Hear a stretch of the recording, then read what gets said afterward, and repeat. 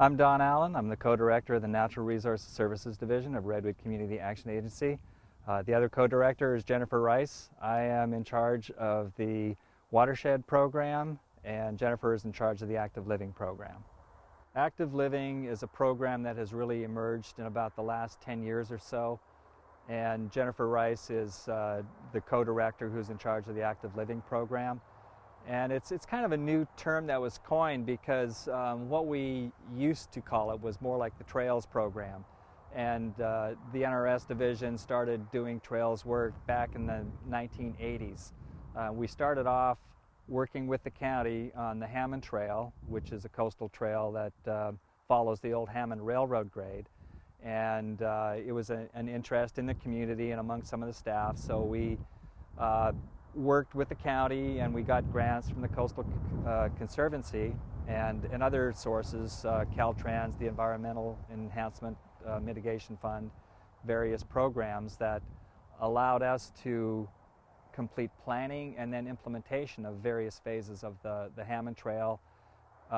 We ran a training program through the Jobs in the Woods program in the mid-90s that was funded by the federal government as well as cost shares from the Department of Labor. And through that program we had cooperative agreements with the Bureau of Land Management and Forest Service and other entities, California State Parks. And we started doing some wildland trail work with the BLM. So we kind of started off this program of doing trails for various entities, some of them being urban trails, and that later became more of part of a philosophy of, you know, the more we can get people around communities on their feet or on bicycles and get them out of their cars, the healthier that they will be. So that's where the term active living came in. We don't necessarily need to go to a spa or spend a lot of money to go and get the exercise we need to keep us healthy. If we just have facilities that allow us to get around our community without having to walk on freeways or busy roads where you're competing with cars, people are a lot more likely to go and walk rather than jump in their cars. So that's really kind of where the Active Living program came about, and you know, Jen Rice can talk about that a lot more. It's not really my area of expertise, but you know, now they are doing things like walkability audits. They're doing things like transportation equity studies, figuring out how to serve the needs of the low-income community that primarily do get around by public transportation, and trying to figure out how that public transportation can best serve that low-income community. And the urban areas are typically pretty well served. Urban, or the more rural areas, especially the lower income rural areas, they tend to be underserved. So that's also been a focus that Jen has been looking at, is trying to figure out how to help those more rural areas. We have a program that she is working on called Healthy Rural Roads. And you know, just like the road that we're next to right here, traffic tends to go pretty fast. There's a lot of houses along this road. It's not a very friendly place for pedestrians. So we can resolve some of those things by creating trails off the road wherever we can, wherever that's possible. In some cases it's not possible, but maybe we can do other things like have lane striping, or you know, some way of marking where that pedestrian access is. So that's all part of what goes into this Active Living program. We are at Wood Creek, and Wood Creek is a tributary to Freshwater Creek, which flows into Humboldt Bay. We're just a couple of miles east of Eureka off Myrtle Avenue, and this is a salt marsh enhancement project. This is former tideland that was reclaimed back in the early 1900s by constructing levees around the perimeter and installing a tide gate to keep tide waters from inundating this land. And then it was converted for agricultural purposes. And in the early days it was used for row crops. Later it was used as pasture land. And about 25 years ago it was acquired by the Freshwater Farms Nursery, and it basically sat fallow for many years, and it was used as a collection site for native plant seeds and cutting stock from willows and other plants like that. for use in restoration projects around California. The North Coast Regional Land Trust acquired this property in 2006, and along with the Natural Resources Services Division, we entered in this cooperative project to restore title processes to this property and reclaim some of the habitat that was lost for over 100 years.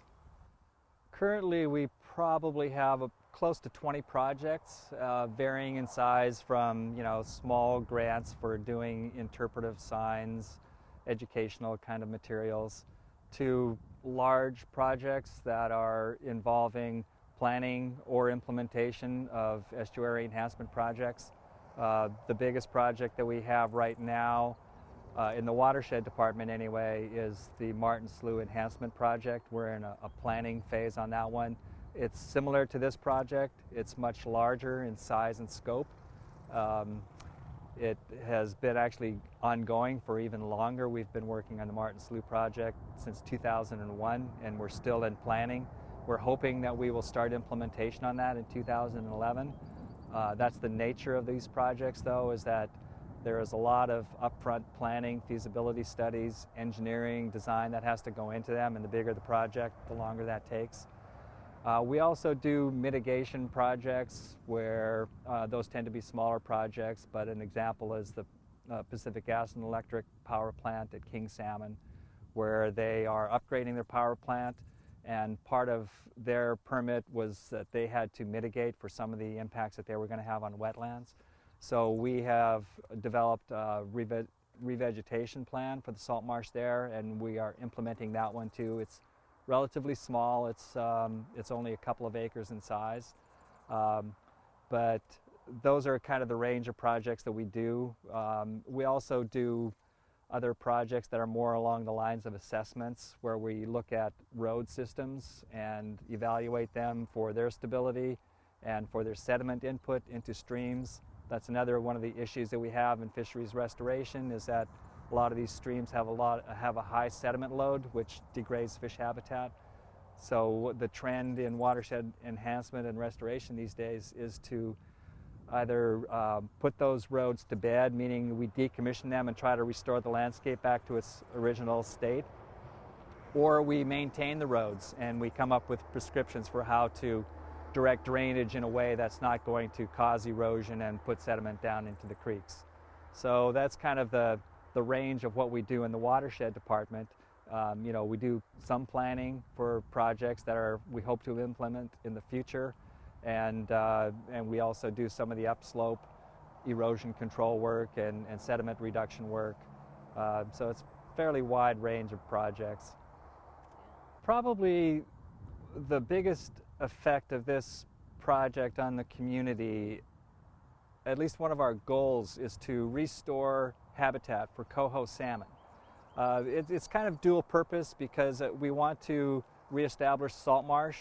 90% of the salt marsh around Humboldt Bay has been lost, and it's a valuable habitat type. The other thing that we've also lost is rearing habitat for coho salmon, and coho salmon are an endangered species.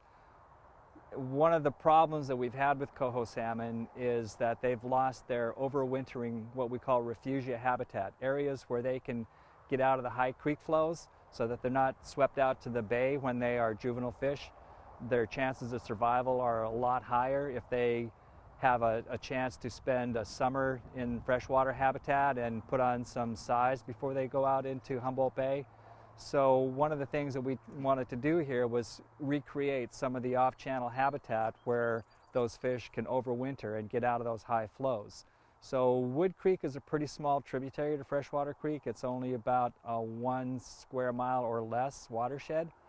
And these kinds of small creeks, they don't look like much, but they're actually providing a very critical component of coho habitat. And with the reclamation of these lands, conversion to agricultural lands, a lot of those areas were lost. And so coho populations dropped, and things like this were just one of the contributing factors that led to their decreasing populations and eventually their listing as an endangered species. So we're just trying to reclaim some of that habitat and provide some of that winter refugia for those juvenile coho salmon.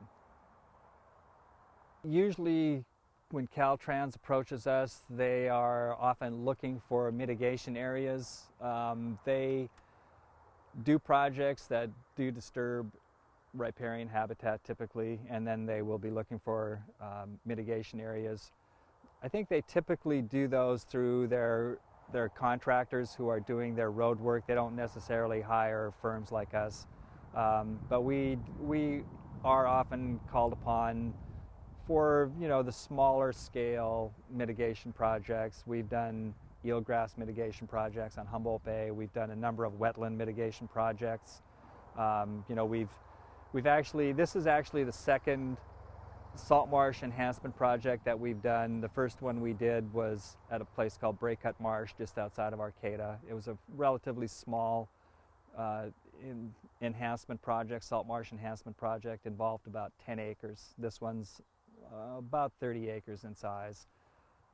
We are doing a revegetation component of the McDaniel Slough Marsh Restoration Project. That's probably it's one of the biggest ones around Humboldt Bay. It's primarily being conducted by the city of Arcata, but we got a grant to do the revegetation of the marsh, the reclaimed marsh. And that project is about 240 acres in size. So that's kind of the range of what we have been working on, is anything from a couple of acres up to 240 acres. Well, I think Humboldt County was a good incubator for a couple of reasons. Number one, it had Humboldt State University that attracted a lot of those students into the forestry program in the 1970s.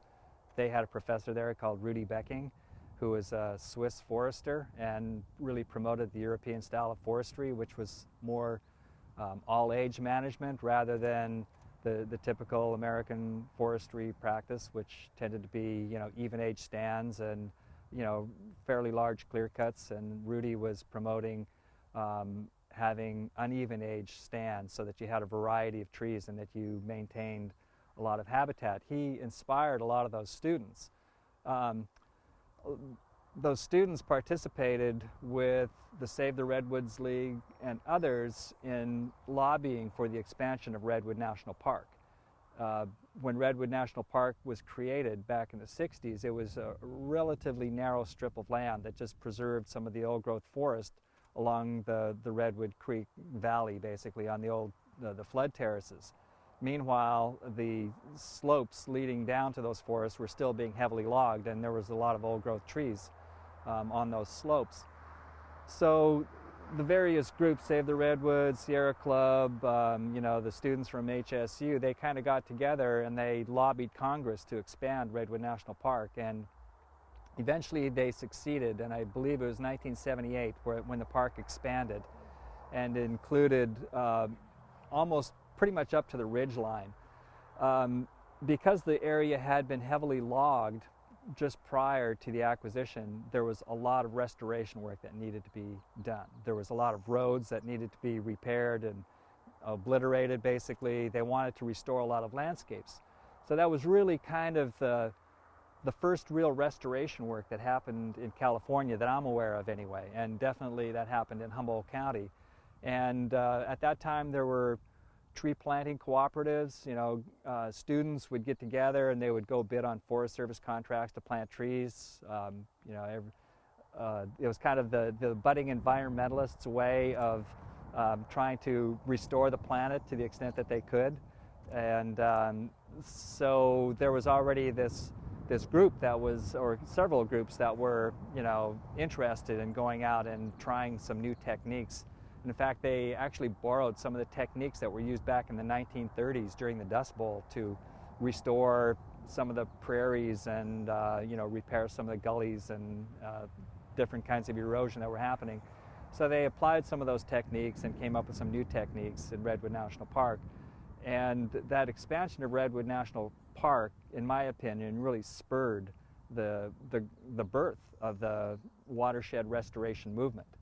So shortly after that, there was a couple of folks, Nancy Reichard and Dwight Stringfellow, who got a small grant from the State Coastal Conservancy to just talk to folks up and down the coast of Humboldt County and Del Norte County, find out what their interests were and find out if they had projects that needed funding, projects that would enhance or restore fisheries habitat. And they came up with 10 projects which the Coastal Conservancy provided funding for. And that was a $450,000 grant for restoration on 10 creeks in Humboldt and Del Norte County. At that time, the Natural Resources Division didn't officially exist yet, but Nancy and Dwight had approached the board of RCAA to ask them if they would sponsor this Natural Resources Division to restore habitat, put displaced timber workers to work doing this restoration work. And you know, the theory being that by restoring fisheries habitat, we would, and forestry habitat also, that eventually we could have a healthy fishing industry, you know, healthy fish populations that would support a healthy fishing industry. Same with the forest, you know, that we could kind of get away from the mentality of over-harvesting for short periods and then leaving it sit for long periods of time, which is difficult for a local working population, you know, to go through that boom and bust cycle. You know, you end up with folks who have to move or go elsewhere. And so, you know, part of trying to serve the community would be to have sustainable forests that, you know, provided timber industry jobs at a pretty regular pace rather than going through that boom or bust cycle. And part of that is restoring the forest habitat, and same thing with the fisheries, you know, restoring fisheries habitat to hopefully support a healthy ocean fishery and, you know, support fishing families and generate money that circulates through the economy and basically benefits the whole community. So that was a little bit of the theory behind the formation of the Natural Resources Division back in 1983. And so from that initial $450,000 grant, you know, NRS has grown to the point where our annual budget is probably, you know, $1.5 to $2.5 million a year on average. Some years it's less, some years it's more, but for the last 15 years we've been pretty consistently at about $1.5 million per year, and had a staff of consistently 15 to 18 people, and occasionally up to 30 people with temporary employees that we might hire for the summer or for short durations to help with projects. I have always felt like the work that we are doing is something that I would really like to see us work ourselves out of our jobs, because if we consider that we are restoring something, at some point, if we have success, we will have restored it. And what I would like to see as a model is go away from having to restore things to having restored it to a state where they are sustainable again, they're sustainable ecosystems. And what we're doing is more of a stewardship approach to watershed management. And that includes everybody. That includes the timber companies. They have come a long way, you know, since the 1960s when they passed the Forest Practice Act in 1970. Things changed radically, and they keep improving all the time. You know, timber companies now are highly regulated, and they have voluntarily taken on things like habitat conservation plans that spell out how they're going to manage their properties, how they're going to manage it for various fish and wildlife. They have aquatic habitat conservation plans. So they have responded in a big way, and they are a very important part of our community for a number of reasons. I mean, they provide an essential service in providing lumber for building homes. They also provide the most habitat. You know, outside of maybe the national parks and the U.S. Forest Service, timberlands are our biggest land base, and there's a lot of habitat there for wildlife and for fish. So, you know, it's great that they have come so far in the way that they manage their lands, and I would like to see that model kind of applied to the point where we have true stewardship, and, you know, we understand the science of fisheries and wildlife and what their habitat needs are, and so we make informed decisions about how land is managed, and we have habitat that does support that fish and wildlife, and you know, it's just a matter of maintaining it, and we're no longer trying to restore it. Now that's a long-term dream, but you know, right now we're doing all this or most of this work is occurring with public funds. The timber companies do contribute a pretty significant cost share on a lot of their projects. On smaller private holdings where the landowners don't have the ability to contribute, most of that is being done with public funds.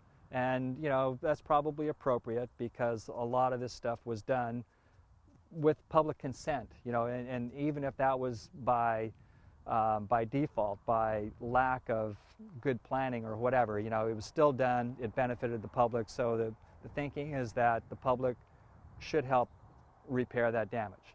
So it makes sense to use public funds to restore that habitat, but at some point, you know, we all know what government budgets are like. They're tight and, you know, underfunded, and, you know, they're going to have to cut back at some point. So if we can transition from relying on government grants to restore habitat, and it's more in the hands of the land managers, and what they have to do is just take care of the land that has been restored, I think we'll be a lot better off, you know. So that's really the goal that I am shooting for, and I don't expect to achieve it in my lifetime, but one of my other goals is to establish the NRS division on a firm enough footing that it doesn't really matter who the faces are that occupy the positions, that we have the systems in place, that you know, we evolve and we train new folks, and that's basically been what NRS has done over the last 27 years. Is, you know, we've gone through probably 4 directors of that division now, and you know, we have gradually built up our systems to the point where, you know, any one of us could leave, and none of us are irreplaceable. You know, there's folks in our footsteps that are ready to step in and take over, and you know, so I know that this work is going to take, you know, well beyond my life, and, you know, it could even be several generations more, but eventually I would like to think that we will get to that point of stewardship and not have to rely so much on restoring things that were damaged in the past.